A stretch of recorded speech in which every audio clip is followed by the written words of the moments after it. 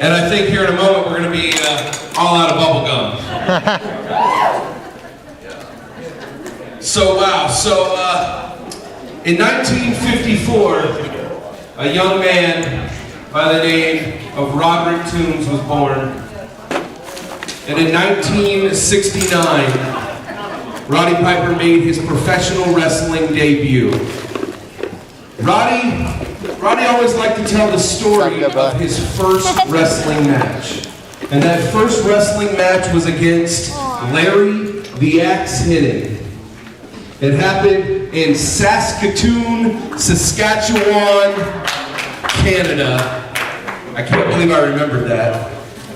But he always said it was the shortest match in history. The bell rang, and then the bell rang. Roddy Piper took that first match to become one of the absolute greatest bad guys in professional wrestling. Roddy took that and raised to stardom, not just pro wrestling, but transcended into movies like John Carpenter's They Live. When Days of the Dead first started, there wasn't a lot of guys that decided that they wanted to be a part of this grassroots independent convention, but Roddy Piper did. Roddy Piper, as Adolfo had said earlier, Roddy Piper headlined several of our shows because he believed in Days of the Dead.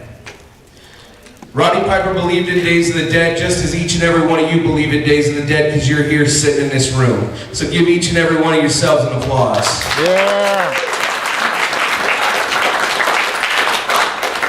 Roddy, while he was, without question, in my mind at least, the greatest bad guy, the greatest heel in professional wrestling, in real life, Roddy Piper was probably one of the greatest, nicest guys that have ever existed on this planet.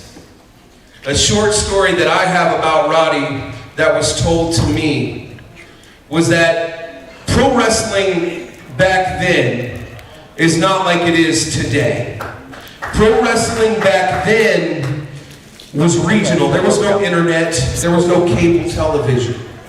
And how you got paid in professional wrestling was where your spot was on the card.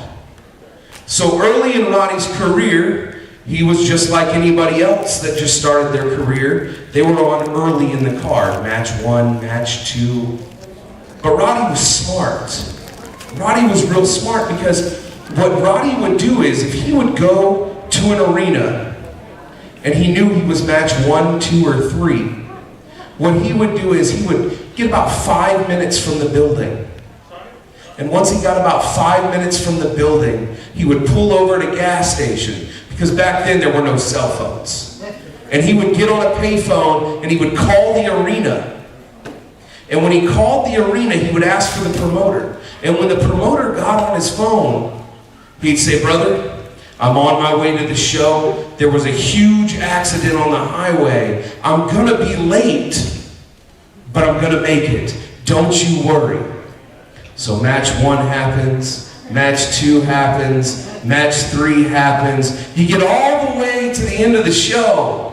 Roddy Piper's 5 minutes away. Roddy Piper could have made it in time. But what Roddy did was he waited, and he waited, and finally, right before the main event, he shows up to the building. And when he showed up to the building, guess what spot he had? He had the main event, which paid him more than being in the first match.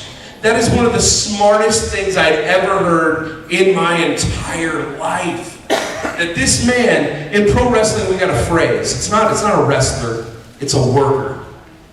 And if you can work the promoter, you're the smartest man on the planet. Because you just went from being the guy that jerks the curtain to the guy that's in the main event. So not only was Roddy a great man, but he was a smart man too. It's my honor and my privilege to be up here to tell Roddy Piper stories, because growing up, we're all about the same age. We all grew up watching Roddy Piper. We all grew up watching him main event WrestleMania. We all grew up watching Roddy and They Live. Roddy Piper was without question not just a smart man, not just the greatest bad guy in pro wrestling, but Roddy Piper, without question, was the greatest man that I have personally ever had the pleasure to spend time with and pick his brain and talk about not just the business, but the life.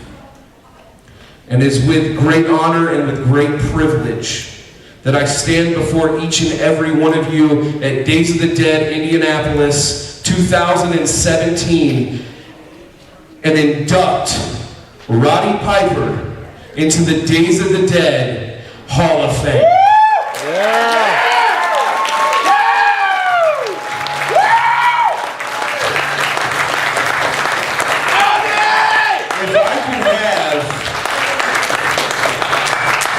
Where's Bill?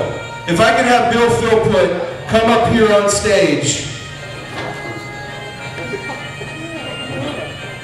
You know, a lot of us have spent a lot of time with Roddy, but not as much as you.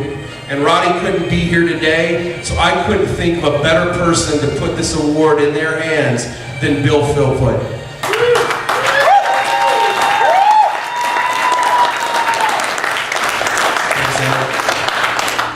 I will take this back to Vegas and I will give this to his son Colt next week when I will see him. And I'm sure he will thank each and every one of you. Thanks, Ed. Thank you, ladies and gentlemen.